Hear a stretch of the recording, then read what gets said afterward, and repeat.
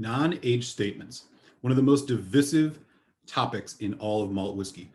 On the one hand, you'll find folks who are purists and will say NAS whiskeys are a cheap and manipulative way for distilleries to keep up with market demand by lowering the quality of the spirit that they're putting in their barrels and selling it at inflated prices. Others will say it's a welcome change, offering more creativity for distilleries to try newer things with whiskeys that are younger. No matter which side of this debate you fall on, there are exceptions to every rule. And today I'm going to count down for you my top 5 non-age statement malt whiskeys under $100. Let's go.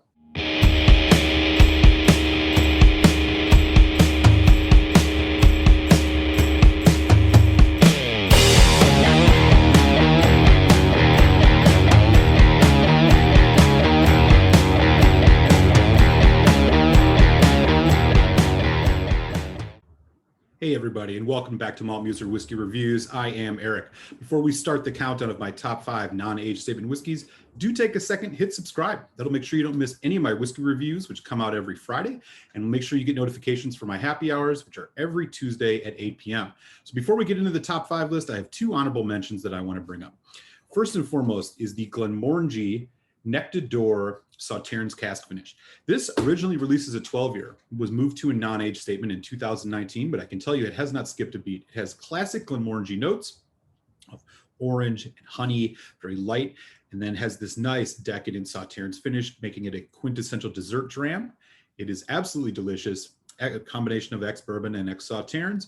Bottled at 46% and non-chill filtered. You'll find this one for right around $65 USD and is a great addition to your bar, especially if you like a nice, elegant whiskey. The other one I have to mention is the Laphroaig Quarter Cask. Many fans of Laphroaig will say this one rivals the 10-year-old or is perhaps even better.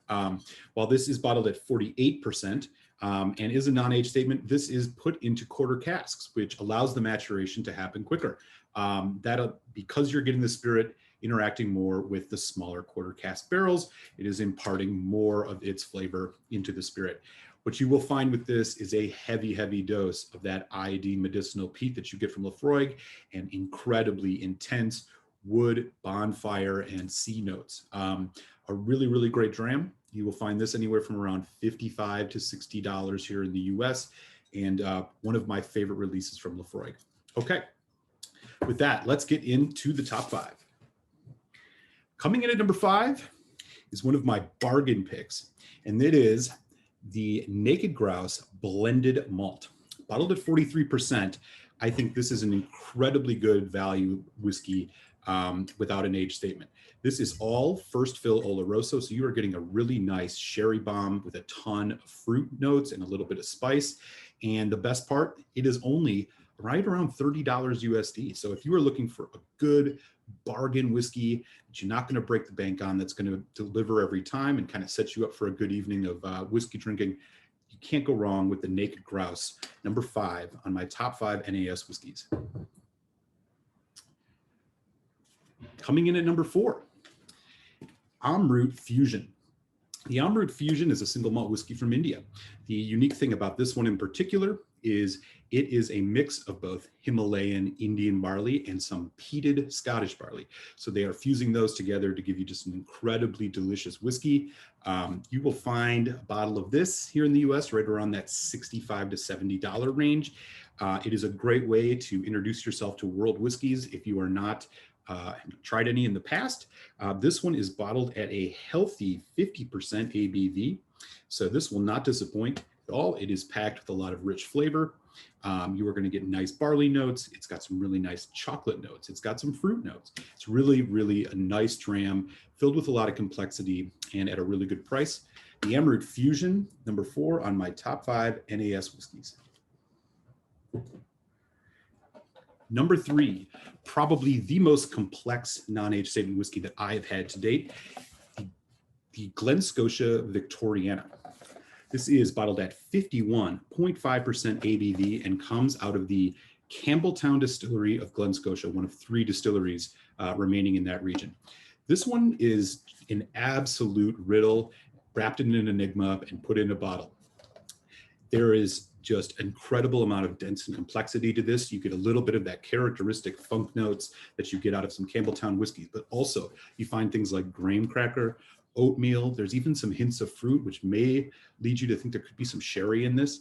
And then you are just getting tons of nice caramels, chocolates, vanillas, things like that. You really can't go wrong with the Glen Scotia Victoriana. If you are a seasoned whiskey drinker and looking for something that's going to be a really fun challenge, something that'll give you a surprise every time, I highly recommend this. This is right around the $85 mark here in the United States. So Glen Scotia's Victoriana, number 3 on my top 5 NAS whiskeys. Which brings us to number 2.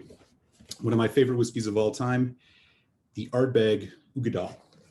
Ardbeg, for those who don't know, heavily peated malt whiskey coming out of the Islay region. And the Ardbeg Uigeadail, I think, is the best thing that this distillery puts out year after year. This one is bottled at a healthy 54.2% ABV. And what you're getting here is that quintessential Ardbeg, the char, the kind of road tar, seaweed, maritime notes, the earthiness, the density, the chimney soot qualities of those heavily peated notes that you expect out of an Ardbeg, dialed up with the higher ABV. And there's just a little bit of sherry maturation in this to give it a nice fruity finish. You get a bit of almost barbecue.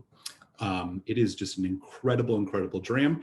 You can check out my review of this if you've yet to. An absolute favorite. You will find this right around the $80 to $85 mark here in the US.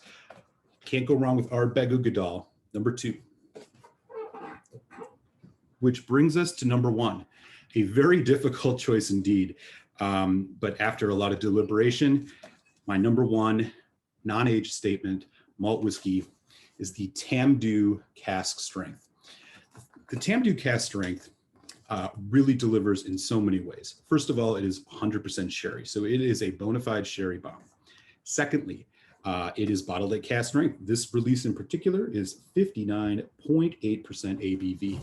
And the thing that I think sets this apart is not only the rich, dense flavor you get, it's the layer upon layer of complexity that you can find in this. When you compare this to other kind of cask strength sherry malt whiskeys, when you think of things like Aberlour or Abuna, for example, they tend to be a little bit more simplistic on the notes, not to take anything away from them. This one, however, you are going to find complexity and just an absolute delight to try every time you drink it. You will find the dried fruit notes that you would expect out of a sherry bomb like this. There's ginger. There's all sorts of different spices going on in this. It's an absolute killer. If you like heavily sherried whiskey, I think this is the one to buy. And the best part is you will find this in the US right around that $70 mark, which makes it an absolute bargain. I think this can go up against a lot of heavily sherried whiskeys, including some of those older ones, age stated. So Tamdhu Cask Strength, my number 1 non-age statement malt whiskey that you need in your life. So with that, what did you think of the list? Do you agree with me? Are there some you think I missed? Leave a comment. Let me know, and do hit thumbs up if you enjoyed this video. And I'll catch you next time here on Malt Music Whiskey Reviews. Cheers, y'all.